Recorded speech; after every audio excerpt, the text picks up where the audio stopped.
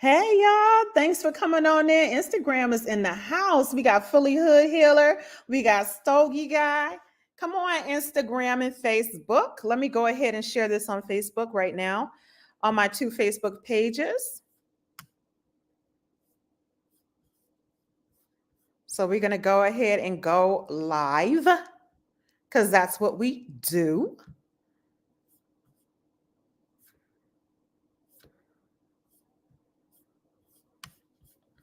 Come on in. We're going to be discussing Omari Hardwick and the film Spell, which came out in 2020. This series is a series that is about the way African traditional spirituality or Black traditional spirituality is portrayed in movies, particularly Hollywood movies. And so that is what we're discussing. We've been discussing it all month, the month of Halloween and Hoodoo Heritage Month, oddly enough. So that's what we're discussing. Tonight will be the last discussion of this series, but it won't be the only discussion we will be having as a group. So I'm going to go ahead and get everybody in here. I don't want to start without having all my peoples in the place to be. All right. Come on in, come on in. If you're here, tell me what city you're here. Roll call, roll call, roll call. What city are you representing? Okay. So Fully Hood Healer, I believe you're representing Philly. If I'm incorrect, please, by all means, correct me. Okay.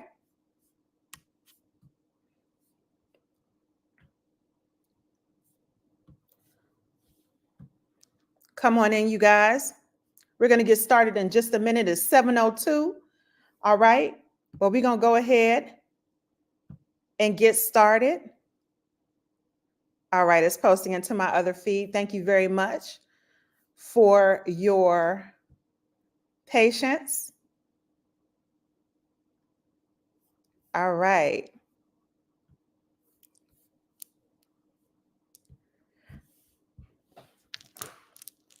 All right. If you are on YouTube or you are on Facebook Live, go ahead and let me know. Instagram is in the house. Tonight, we're going to be discussing Omari Hardwick and the movie. Hey. We're going to be discussing Omari Hardwick and the film Spell. Okay. Now, here are the rules. I'm going to tell you what I think. You tell me what you think. If I know you personally, if I personally know you, you could be added to the feed. Now, if I do not know you personally, I have to let you know I am less inclined to add you to my feed because I do not know you. Okay. And we don't play that. You will not sabotage my feed. All right. So, for those of you all who don't know, my name is Naja Young, and I am, in fact, a filmmaker. So, I have a master's of fine arts in film production from Florida State University. I'm a filmmaker. I wrote, directed, and produced the film Blood First. That film was released in 2014. We just re-released it earlier this year as well. I have my own production company. I have my own website, and I'll go ahead and throw up that website right here. So my website is orumilasdaughter.com. All right. So if you are on Instagram, you can go ahead and check my profile. You can see the link there. Go ahead and visit my profile. All right. So what I'm here to do, my mission in life is to get you all to think deeper about the films and the media that you're consuming. But more importantly, my job here is to help you all tell your story. If you don't tell your story, someone else will. And by God, they're going to get it wrong every single time because they're not you. Your story is important, and it's important for you all to tell your own story. It's important for all of us to tell our own story. So that is what I'm here to help people do. And that is, in fact, what I'm doing. I'm currently in production on 2 different documentaries about African American culture. and spirituality here in the United States and tracing its roots to Africa. There are two different documentaries, American Africans, and the other one is Black Dance in Louisiana. I am currently writing another feature film. Hopefully that'll be in production very, very soon. Fingers crossed, toes crossed, all prayers going up to the Most High. The other thing that I'm doing is I'm going ahead and I'm teaching what it is that I love to do. Now, for those of you who don't know, like I said, and you haven't had a time or a chance to go ahead and check out my website or rumilasdaughter.com, what you don't know is that I've been teaching in academia, higher education on the university and college level for the last 10 years. I decided to take a break starting in August to work on my own creative ventures, to make sure that I get these projects out here, these projects that are near and dear to my heart. I love horror. I love the supernatural. I love film in general. And so I love to talk about film. And what it is I want to talk about film with you all so that as you're watching these films and television shows, you learn how to think critically about them and what they're saying about the subject matter. So tonight, we're going to talk about Spell, starring Omari Hardwick. Now, this film differs from the other films that we talked about earlier in this series because Spell was actually, it starred majority Black people, majority Black cast. It also has a Black director.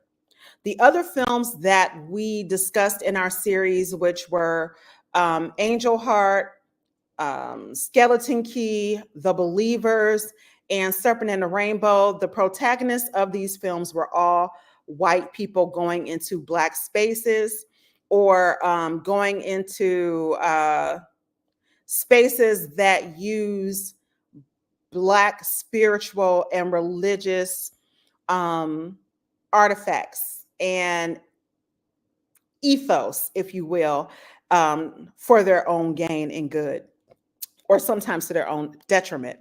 So that's what we've been discussing. Those are the films that we discussed before. If you have not seen these films, if you missed out on those discussions, they're available right now. You can go to my YouTube channel. My YouTube channel is Kamili121, and that's KAMILI121. And you can watch those past discussions and weigh in with your own comments as well. So we're going to go ahead and get started. I want to thank you all for joining us this evening. I know it's October 30th. I know tomorrow is Halloween. And I know some of y'all got some serious kicking it plans going on. All right. I'm not decided whether or not I'm going to go out because people have a tendency to just act a fool for no damn reason. However, I do want to have a good time. And I know that a lot of people want to have a good time on Halloween. It is on a Thursday, close to the weekend. So I said, let me go ahead and do this today at this time instead of tomorrow when I know folks is in the streets or they might be with their kids trick-or-treating. So this film has a trick for us, okay? So for those of you who've never seen Spell, let me just give you the breakdown real quick. I'm going to just go ahead and read the synopsis right now. So let's get into the synopsis of Spell, starring Omari Hardwick. Those of you who don't know who Omari Hardwick is, if you are familiar with the film or the TV series Power, he was the star of Power. He played Ghost. Okay. If you still have stars, I know you probably still watch all the other spinoff shows from that. I had to tap out. But Power was me and my mama's show. Okay. We watched it every Sunday. She didn't call it Power. Of course, she is a Black woman of a certain age. She called it Big Rich Town from the actual show. I mean, the show Score. All right. So we're going to go ahead. And this is the synopsis of Spell. So while flying to his father's funeral in rural Appalachia, an intense storm causes Marquise to lose control of the plane, carrying himself and his family. He soon awakens wounded, alone, and trapped in Miss Eloise's attic. Eloise claims she can nurse him back to health with her hoodoo figure she's made from his blood and skin. Unable to call for help, Marquise desperately tries to break free from her dark magic and save his family from a sinister ritual before the rise of the blood moon. Now, as I stated, in this series, we've been talking about how Black spirituality or African spirituality has been portrayed in Hollywood films. Okay, which is why we talked about Angel Heart, The Believers, Skeleton Key, and Serpent and a Rainbow. Spell is different in that Spell is a Hollywood film, right? It's a lesser known Hollywood film, but it was directed actually by a Black man. So, and it has a predominantly Black cast. So, my point in choosing this film to discuss was trying to see whether or not this film does anything differently than the other films because it has a Black director and a predominantly Black cast. So, the long and short of it is no. Okay, no, not really. It doesn't really have a different ring or feel to the film because in the film, this film in particular, Spell, is still very much making hoodoo out to be something negative, making it to be something that should be feared. So, in that way, it's very much in line and in tune with the other Hollywood films. Like I said, what is different about this film is that it has a Black director and a predominantly Black cast. The film itself is interesting in that the film is about so much more than hoodoo and using hoodoo negatively. It is very much also about it's about classism. This film is really about classism. And if you ask me, the film is also about colorism. Now, interestingly enough, this film stars Omari Hardwick and Loretta Devine. Those are the two biggest names there. The film in and of itself was directed by a gentleman named, hold on, let me get it for you, Mark Tonderai. Mark Tonderai. And if I'm not mistaken, Mark is from Zimbabwe. He's part British and part Zimbabwean. Shout out to my girl Esther, who is from Zimbabwe, living here in the States.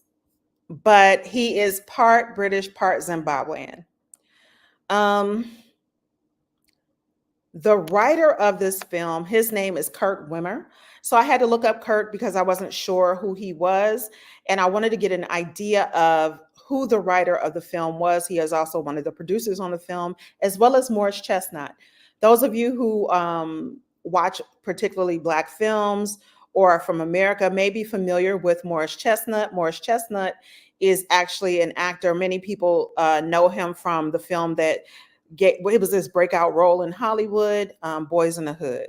He played Ricky. Okay, very fine African American actor who is still acting, still breaking hearts on television and in movies.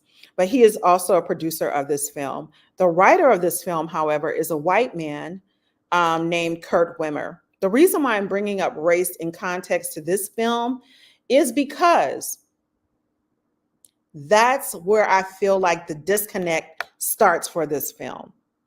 Yes, this film is about the supernatural. Yes, it's about the supernatural dealing with hoodoo.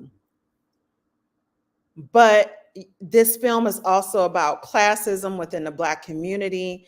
And what they don't know that this film is actually capturing or that a theme in this film is also, or maybe they do know, is also colorism. So let me break that down to you. I got people, of course, trying to come in, trying to give their own sort of, 2 cents. I'm going to go ahead and respond to them very quickly.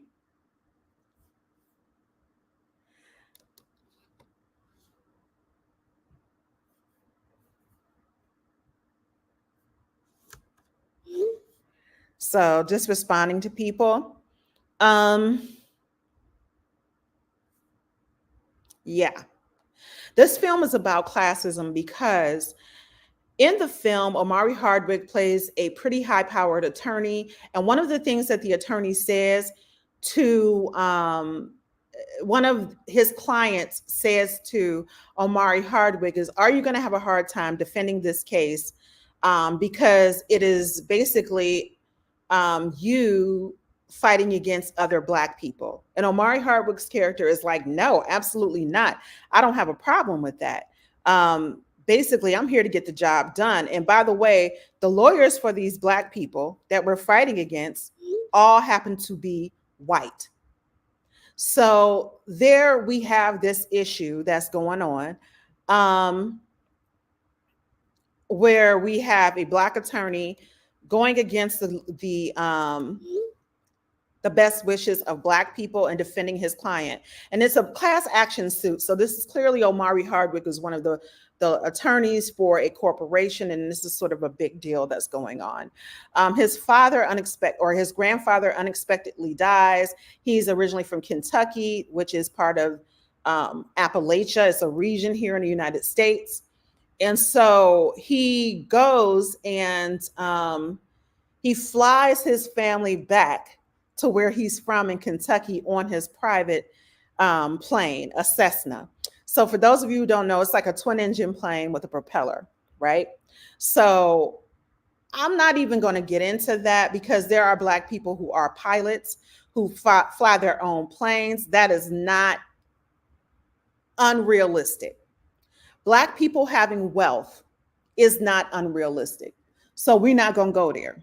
Okay. Black people having wealth is not unrealistic. That's not what makes this film a difficult pill for me to swallow.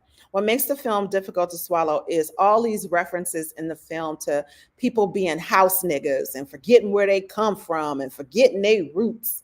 And I'm thinking about it in the context of a white man who was the screenwriter on this film.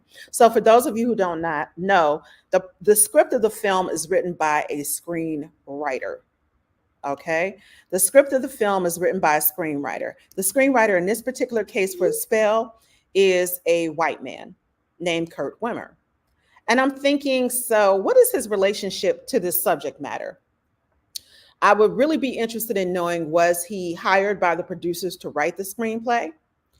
Or was this something that he wrote on spec, right? He wasn't hired by someone to write it. He wrote it on his own and then he kind of sold it to someone else because that happens in the business as well.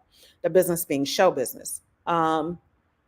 But it was the way that the film, these references kind of peppered the film.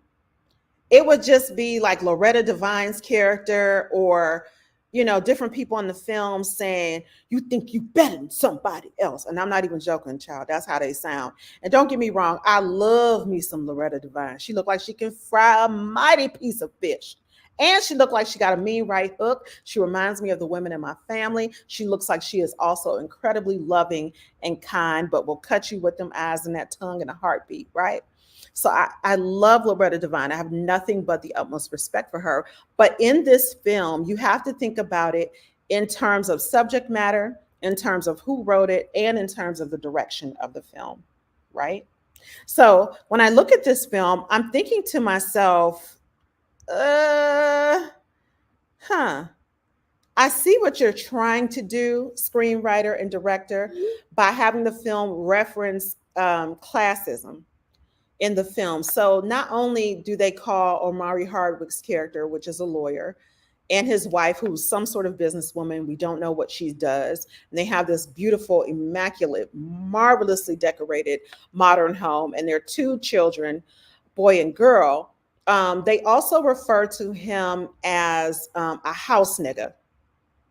They refer to Omari Hardwick as a house nigga. Now, for those of you who are familiar with African American history, the term house nigga refers to enslaved Black people who worked in the plantation house, as opposed to working in the fields. And the reason why we say or may call someone a house nigga, it's to, of course, to um, to speak to their, to, it speaks to classism, and it's an insult. If someone calls you a house nigga, it's an insult. Okay. It means that you didn't get your hands dirty in the field. You were not like the rest of us. And that you think you're better than somebody. And it also is a reference to skin color. It's a serious reference to skin color. The implication being that because you're light skinned, you worked in the house. And light skinned slaves or enslaved light skinned people during slavery times were thought of as being mixed race, lighter skinned, perhaps even the slave master's own children. Okay. What's up, Millie? Thanks for joining us. So that's what we're talking about when we talk about somebody being called a house nigga. Okay. So in the film, they refer to Omari Hardwick as a house nigga in the film's Spell. Um, and when I say they, I'm not talking about white people. I'm talking about black people. The term house nigga in the United States is not a term that is used primarily by white people. They don't use that term. If they're going to call you a racial epithet, it's just the word nigger. That's it. Okay. But the distinction between a house nigga and a field nigga as an enslaved person, they wouldn't make the distinction. Plain and simple.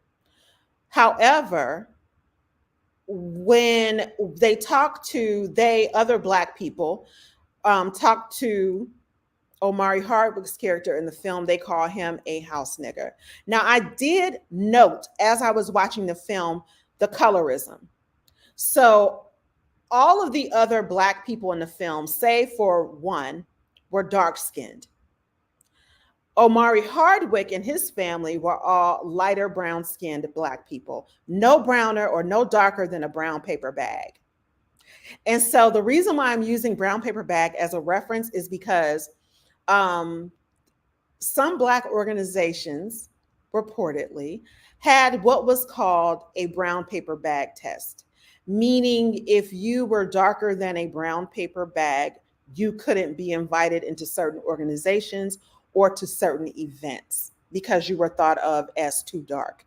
It is a painful chapter in African American history that we still see remnants of today. Colorism, right? We still have, hey, Saria, Indianapolis in the house. We still have remnants of this colorism present here today. And in the film, Omari Hardwick and his family were, like I said, lighter brown skinned black people.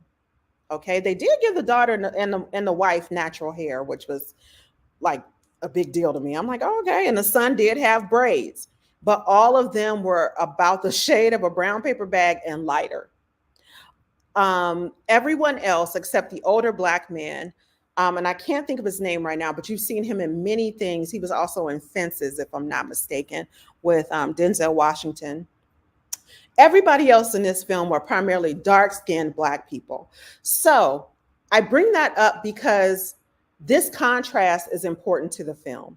If it wasn't important to the film, then they wouldn't have cast all of Omari Hardwick and his family to be lighter-skinned black people. They just wouldn't. Okay? Don't let anybody tell you that casting within the African American community in these Hollywood films or any black film around the world isn't important. It is. It's the same reason why when you watch certain content, all of the black women who are being pursued as the love interest or the protagonist or as beautiful are all going to look a certain way. And in Hollywood right now, that is the racially ambiguous black woman, meaning she could be mixed race or she just could be a light-skinned black woman, but she has a certain phenotype. She is lighter skinned. She might have European features. Her hair can be kinky or curly, but not too nappy. Not no 4C hair. And for those of you who are like, what is a 4C hair? Child, I had to learn myself because this is all new stuff. We just said people had, not, whatever. But it's this classification of the hair when the hair is very, very coarse or very, very porous. So that's this 4C hair. When you look at Hollywood and you look at how Black families are cast, and you look at who is the beauty of the film, who is the object of desire, who is the woman, she is generally cast as a light skinned Black woman. Now, for Black men, they're generally, they can be dark skinned. Dark skin for Black men is in. If I'm lying, I'm flying. So Morris Chestnut, definitely a sex symbol. And remember, I told you Morris Chestnut is a producer on this film, Spell. So Idris Elba, you name it, like all of these men who are dark skinned can be considered as sex symbols. For dark skinned Black women, it is still a hard road to toe. It's still hard for Black women to be recognized as the object of desire. Our society isn't ready for that. Yes, you have some women who are undeniably beautiful, and I can name them. Who is it? Jodie Turner Smith. Oh, Lord, Anak, the model Anak. Is so many. Alec Weck. All of these people. They're beautiful women. They're supermodels. They are highly sought after models and things like that. But I feel like within the larger Black community, and within society in general, we don't think of as beautiful Black women, dark skinned Black women. And if we do, we don't do it on a larger scale. And we certainly do not give them their praises publicly. Okay. Not in very public, very open conversations. However, the dark skinned Black man is afforded that luxury. But when we look at Spell, I look at Spell, and I definitely note the colorism. These people who live in the hills, it's Loretta Devine. Remember, I told you his plane crashes in Appalachia, where he's from, as he's on his way to his grandfather's funeral. And we see flashbacks of Omari's father talking to him. You think you better than us? We do. You think you better than us? You think you better than somebody, boy? Da da da da da. Who is a dark-skinned Black man? So, in my estimation, as I watch this film, by and large, all of the dark-skinned Black people are the bad Black people. Okay, and Loretta Devine is this hoodoo woman, root worker woman, correct? She is a root working woman, and she works a root on Omari Hardwick. And when I say works a root, what I mean is spell. It's a colloquialism, an African American colloquialism for putting a spell on someone. So she puts a root on Omari Hardwick. She also makes what we would call like a voodoo doll, but in the film it's called a boogity. It's like a voodoo doll made out of dirt, or a hoodoo doll, because in this case, the people here practice hoodoo. And she says it in the film, I'm a hoodoo woman. Now, remember last week in our conversation, I told you all that hoodoo is not just relegated to New Orleans or Louisiana, much like films like Skeleton Key and some of these other films, or these popular myths that have grown up, like hoodoo or root medicine or conjuring only happens in this region amongst these people. Remember what I told you, that hoodoo is really root medicine, and it is based on African spirituality. And because African descended people live throughout the United States, we took it with us wherever we went. It's not just in Louisiana, and it's not just in New Orleans. So Ria, I was letting the people know last week that our great grandfather, Mose Jackson Sr., said that he knew a man in Louisiana that could take your sins away with a goat. That's hoodooism. That's hoodoo, right? My family isn't from the Caribbean, even though I know I look at. We are descendants of Africa, right? But we are 200 or 300 years removed. Okay. But That is part of our African cultural and spiritual retention. Remember, when enslaved people were brought to the New World, we didn't come here absent of faith, absent of religion, absent of spirituality, absent of a sense of self. We're not animals. We never were. So when we were enslaved and brought to the New World, which is all over the Caribbean and the Americas, we came possessing knowledge of self. We had our own gods. We had our own languages. We came here with our own professions. This is why slave owners in South Carolina sought to get enslaved people from certain areas because we already were farmers. We already knew how to cultivate rice. We were cultivating rice and farming in West Africa. It's not an accident that we were enslaved from West Africa. We also, in turn, had our own doctors, our own healers, our own shaman, our own priests, if you will. So all of those things, all of those retentions came with us to the New World. Okay? We were not blank slates. Exactly, Saria. We were not blank slates at all. All right? So when we look at something like hoodoo, Hoodoo, right?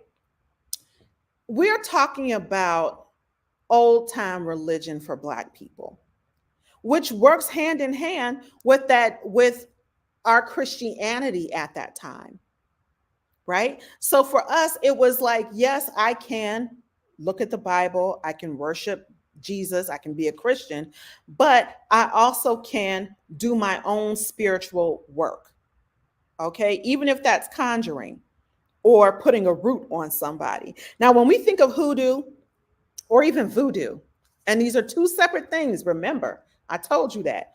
Hoodoo, right? Hoodoo in and of itself, which is in this film. Hey, EIO, I'm so happy you here, girl. I shouldn't say girl. I should say Iya, because EIO is a priestess in an African traditional belief system.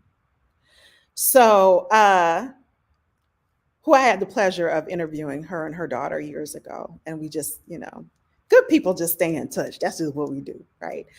But I digress. Back to this. When we talk about hoodoo, we're talking about not just something that is spiritual or magical. We're talking about very, very traditional herbalism as well, and traditional belief systems. So people can practice hoodoo and be concentrating mainly on curing people. And that's what we don't see in these films, is people curing people, using it for good. We may refer to it as, oh, you need to get this for this, but we never see anyone in these Hollywood films using traditional folk magic, folk medicine, or spirituality for good. It is always put in a negative context. If someone is a hoodoo practitioner and you go to them and you say, hey, I got a headache, or I've been having trouble with my stomach, they are going to look for a spiritual reason for those things, but they're also going to give you some practical advice, like you need to drink this tea with this, and this should help you with your upset stomach. Or your child has this, okay, put this on their head. I saw an older woman in a documentary, older Black woman. She took this glass of water and put it on this child's head who had been having problems with his head. And I swear to you, it looked like the head was drinking that glass of water. I promise you, it was something else. And the reason why I bring that up is because it is outside of the knowledge or belief system in the United States, in Western societies. It is a holistic medicine. Hoodoo is also holistic herbal medicine. Okay? Yes, there's a part of it that is about magic and conjuring and spells and these root work and things like that. But that's not all that it is. And you cannot minimize something that we do as African descended people, as Black people to just one thing. And that's where Hollywood gets it wrong. And these filmmakers, whether or not they're Black, get it wrong in this concept, in this context of the film Spell as well. And why do we get it wrong? Well, we grow up in a Western society. Like I told you, the director here, he is half Zimbabwean and half British, right? So I'm not sure how familiar he actually is with traditional African folk systems of belief in the United States. Kurt Wimmer, or Vimmer, who was the screenwriter on this film, how familiar is he with hoodoo? What research did he do? Who are the authors that he referenced? Because as I looked at this film, I saw a lot of things that we talked about in other films. I saw the use of salt. Remember, I told you all that salt has been used, and was even told to me by my grandmother, salt used as protection around the thresholds of my home. So I'm talking about our doors. In this film, they put salt at the door, and they also put salt at the window to keep evil spirits out. But it was also used to lock Omari Hardwick and eventually Loretta Devine in so that they couldn't leave. Okay, so we did talk about salt. We also talked about railroad dust, which we didn't see in this film. But in this film, we saw an older Black man at the gas station. He was making a mojo bag. So I know mojo bags are important. And this mojo bag in hoodoo, and remember, I don't practice hoodoo. I'm not considering myself an expert. However, I am a learned woman who believes in studying what it is I'm about to talk about. Okay. I expect and I invite you all to be critical thinkers. Go do your own research, find your own experts, baby, and then ask them all of your very, very specific questions. Howsoever, I'm gonna tell you what I know. And when I don't know, I don't have a problem telling you I don't know. Because this isn't about pride or hubris. This is about education. And film is education. Art is education.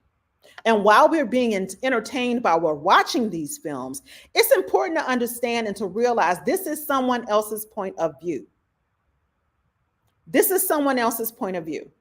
This is not the God's honest truth or gospel. If you were to watch any horror film, I swear to you, you would think that they were having an exorcism every day in the Catholic Church. I went to many Catholic schools and I went to Catholic churches as a child. I ain't see not nary a one of exorcism. Sure didn't. I mean, I took communion, but you know, I didn't see an exorcism. Okay, but if you watch horror films, you would think that there was an exorcism. A priest was going out every week to do these exorcisms. It doesn't work like that. It's the same thing. So when you all are watching films about voodoo, hoodoo, Ifa, santeria, lucumi, any of this stuff, Vodun, understand that you are watching something that may have some terminology in it that you've heard before, but it is not necessarily the truth. Be a critical thinker, because if you let Hollywood tell the story of African traditional spirituality and belief systems, then it's all evil and it's all the same. Exactly, Ia. It's entertainment, not fact. The problem is when I tell you they run from facts in Hollywood, they running from facts, baby. If you were to believe Hollywood, all of us were just happy to be, especially if we're talking about prior to, I'd say, about 1974, 75. No, prior to 1977 with Roots, you would have believed that all Black people were happy to be slaves and that we were enslaved. They just proud, happy, singing songs on a plantation. Why? Because Hollywood told you so. Hollywood told you so. So you gotta think, people. All right. So when we look at Spell, I'm thinking about, it's written by a white guy. It's directed by a guy who did not grow up in America, who is not a Black American. Okay, fine. We have all these Black Americans starring in the film, and because we're starring in the film, are we co-signing The themes and images in this film? Hmm. Now, let me say this as a filmmaker, because I have different hats that I have to put on. I'm putting on my filmmaker hat, Naja Young, MFA, filmmaker, writer, director, producer. I think as a filmmaker, we have the right to tell any story we want to tell and to tell it in the way that we want to tell it. Period. You may not like something. You may think it is torture porn. You may think that this is exploitive in some way. But I have to say, as a filmmaker, I defend my right. I defend your right as the artist to tell the story that you want to tell. However, however, with this great talent comes responsibility. Once you put it into the world, you're responsible for it.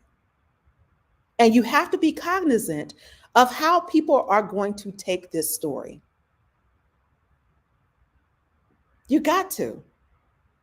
And I'm not saying that you have to entertain everyone's criticism or you have to think about what people are going to say about that and then change your work. I'm not saying that. That's not what I'm saying. I'm just saying that once you put it out there, you are responsible for it. You're responsible for what people see in that way. I'm not responsible for what you think of it. I'm responsible for the images that you see. I hope you all get the difference. When Precious came out, unfortunately, there were some white people walking around like that was a damn documentary. And I'm like, actually, it is a film that's based on a book called Push by the author Sapphire. It's a book. It's fiction. And folks were like, and when I say folks, I'm talking about there were some white folks who honestly believed that that was every Black woman's experience or many Black women's experiences. And this is not to discount those Black women whose experience that mirrors, but that's not everyone's experience. And the reason why people fall trapped to that or fall prey to thinking that is because honestly, there are not enough Black films and Black voices who are making commercial films, who are making films that are being distributed in Hollywood. Because Blackness, like I stated, like I continuously state, is not a monolith.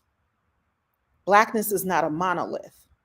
We all have different experiences, different backgrounds, different cultures, you know what I'm saying, different belief systems. Unfortunately, Hollywood sees Blackness as a very narrow thing. And unfortunately, what we have a tendency to do is mimic how Hollywood sees Blackness, even as Black artists.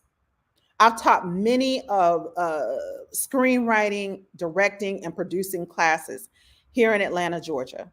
Like I said, I was a professor for 10 years. I started off part-time, then I went to full-time, then I went to running the department. I have had Black writers in my class that every time they had to pitch a script to me, the script was about a little blonde girl. A little blonde girl or some other white people. And then when I challenged them and said, well, why don't you have characters that look like you or reflect you or your ancestry? And I'm not telling you can't write this story. I just want to know why. It was the first time anybody ever asked them that question. Because they themselves have been programmed to only think about films and stories in the context of white people experiencing them, not Black people, and by association, not people of color.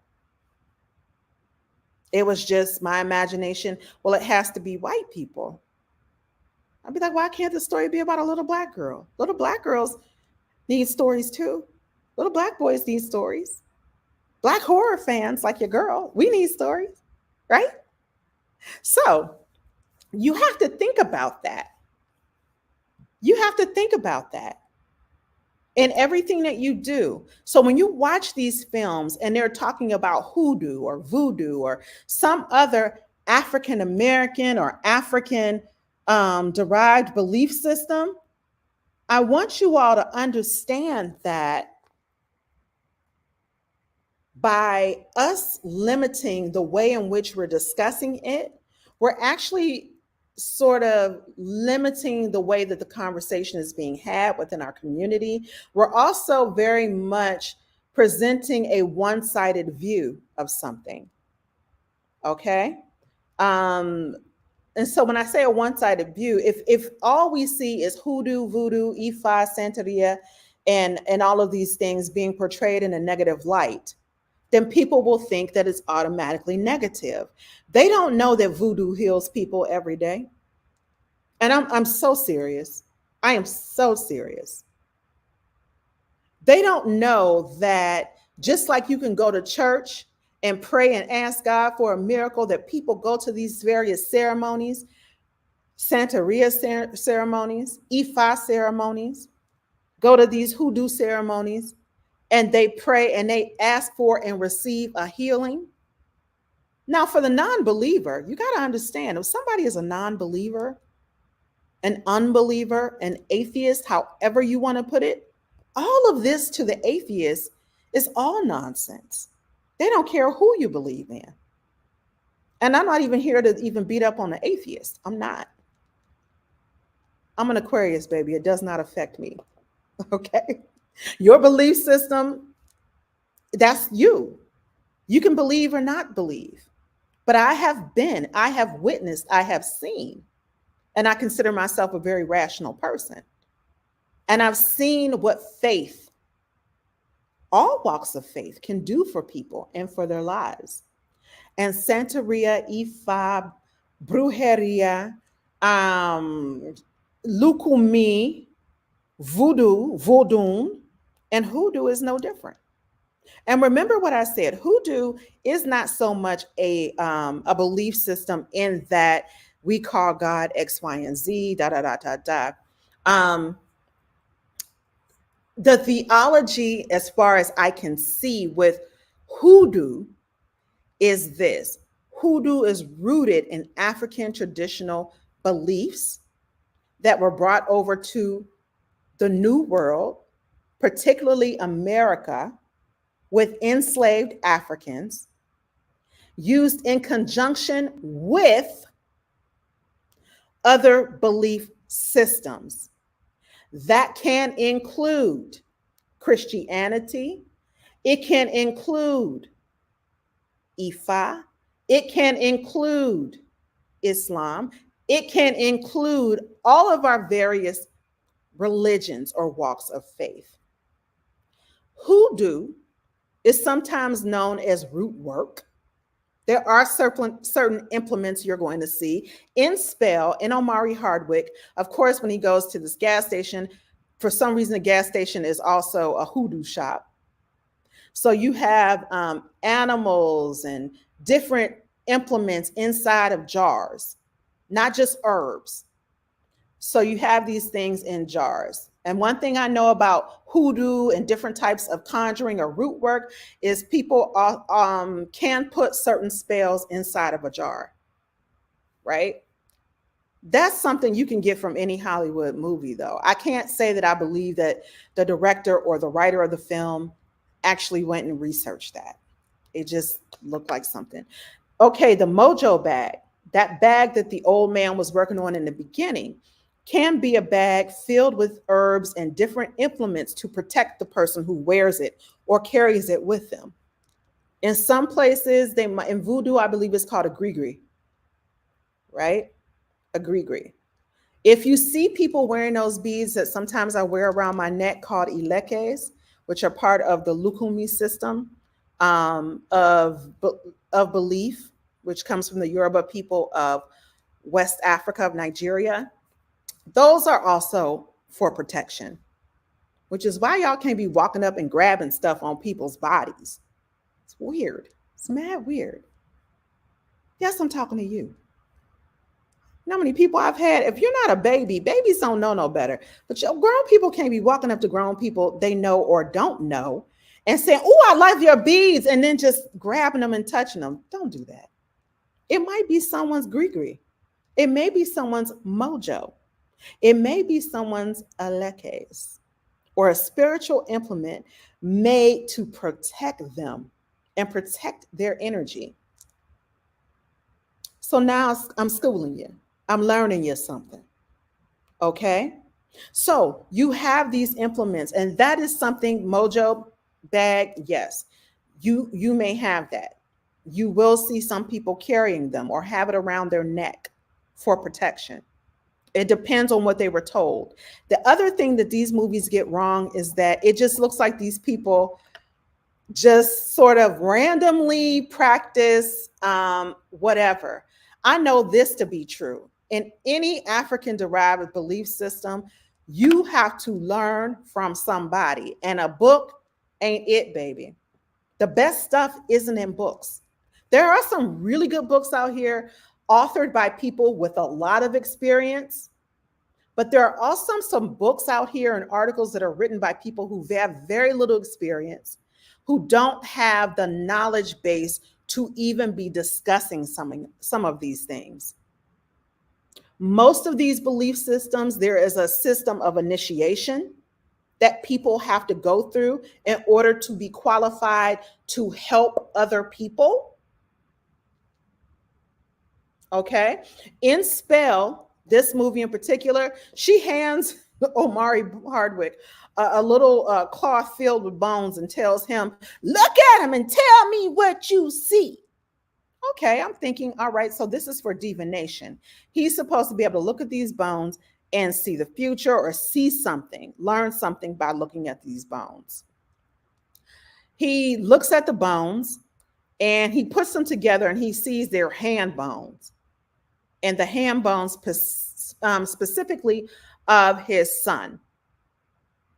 And of course, he gets grossed out by that or whatever. And then he realizes the stew that he was eating has bones in it. And he takes out a piece of skin. It's the tattoo that was on his son's hand. And he realizes he may have been eating part of his son's hands. Of course, he throws up. Yeah. Hilarity ensues. So why, again, is hoodoo being conflated with cannibalism? So now hoodoo practitioners are cannibals? Because that's what this film is saying. You have him eating his own son's hand unbeknownst to him. Okay. Divination with bones does happen in certain traditional African belief systems. Divination is something where you're divining the future or answering a question or something of the sort. There are bones being used.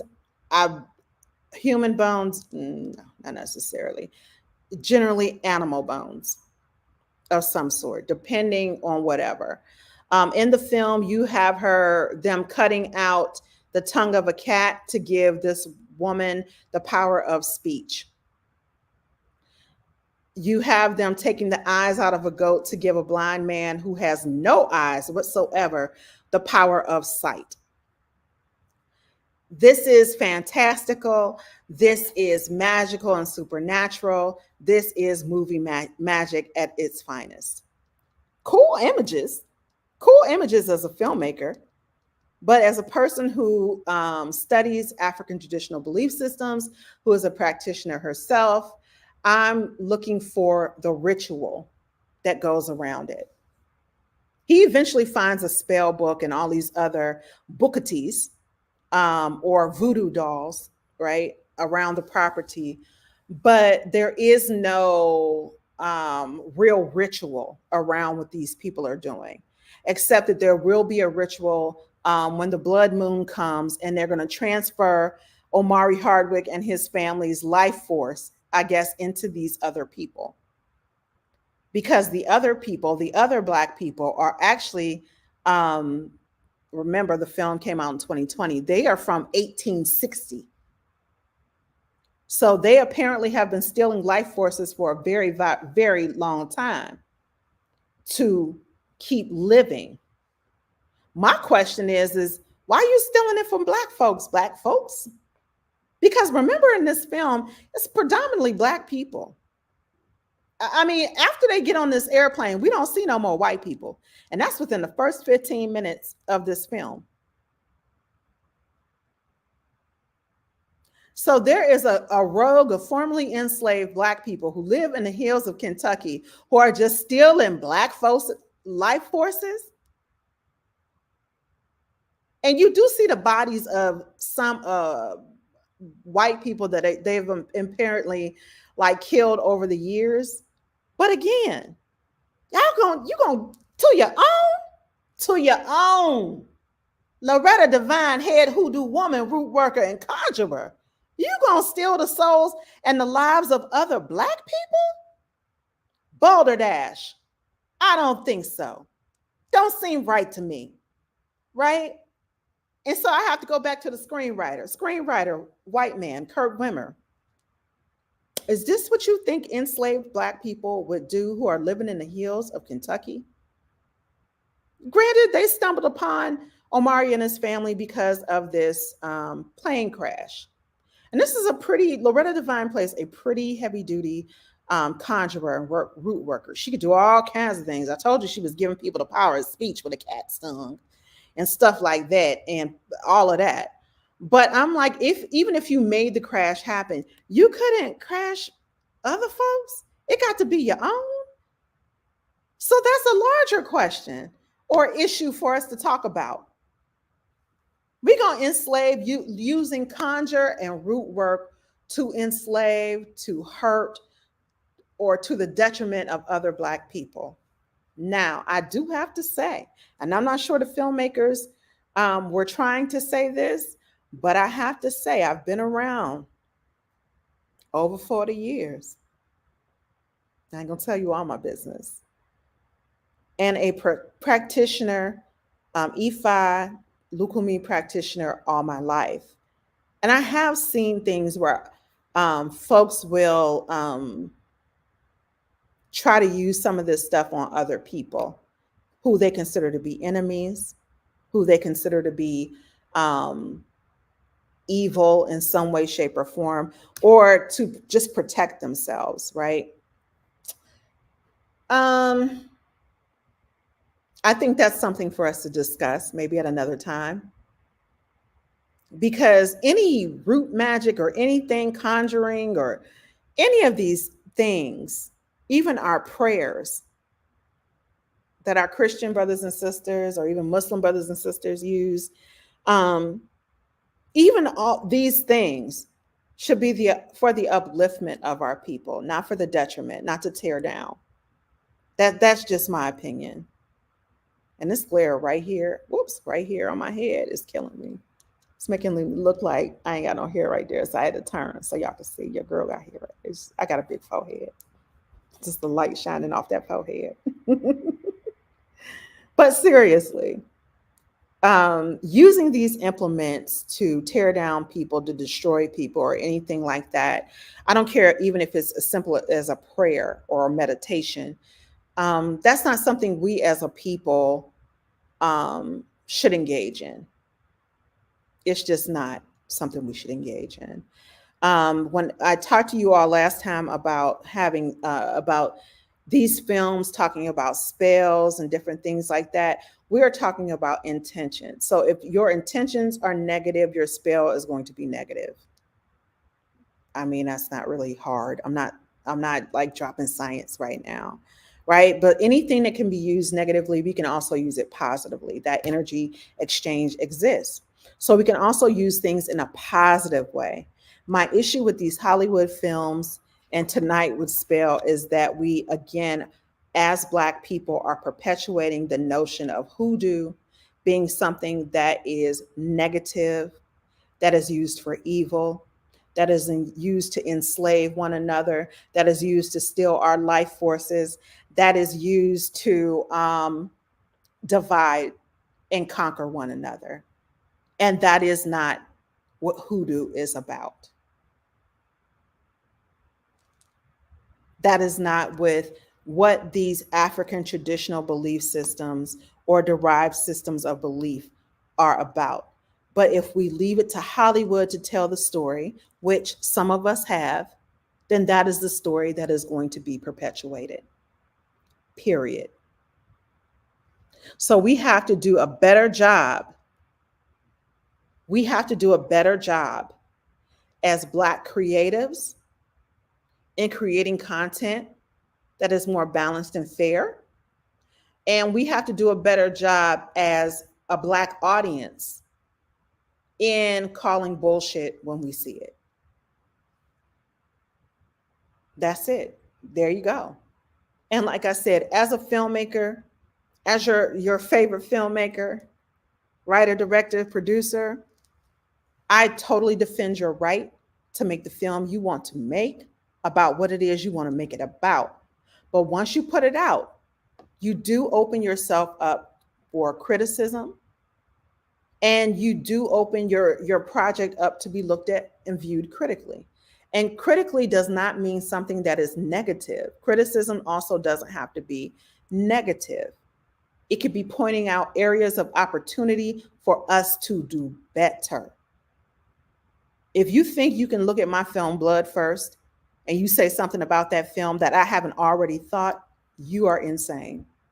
I'm my worst critic. All this is for every artist. We're our own worst critic.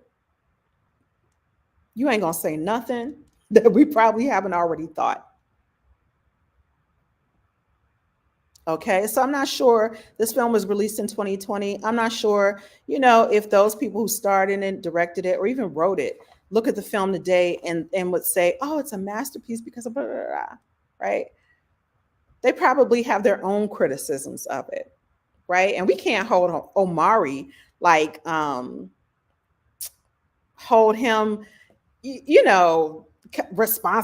solely responsible for the tone of the film. The brother's an actor in the film, okay? He's just acting. And we can have films about the supernatural and about horror that do have African spiritual belief systems in them. But we have to think about how it is we are portraying these things. And are we just perpetuating the same myths, notions, and misinformation that society has against these things? That's all I'm saying. If you're going to have a negative hoodoo priest, where's the positive one? Can we get that? A little bit, please? All right. I want to thank you all for joining me this evening. If you're going out tomorrow for Halloween, by God, be safe. Okay? Please be safe. Be safe out there in those streets.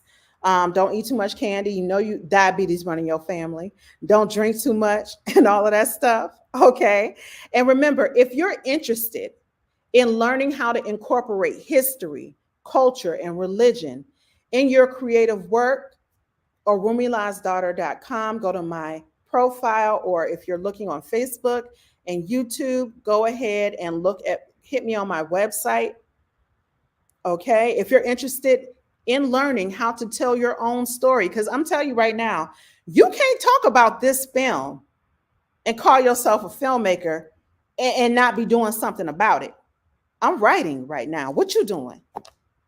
I'm writing. I'm constantly writing my ideas down. What you think I'm playing?